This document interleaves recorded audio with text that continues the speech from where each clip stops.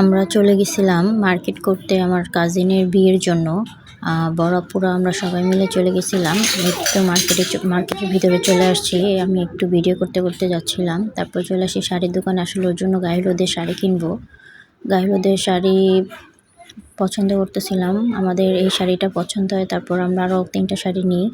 নেওয়ার পরে চলে আসি অর্নামেন্টসের দোকানে। আমাদের কোনোটা অর্নামেন্টসই পছন্দ হইতেছিল না। তারপর আমরা কোমরের জন্য এই বিছাগুলো দেখি। তারপরে চলে আসি 99-এ এসে আমরা চুড়ি কিনি। চুড়ি কেনার পর আমরা অনেক কিছু দেখতেছিলাম, খুব ভালো লাগতেছিল।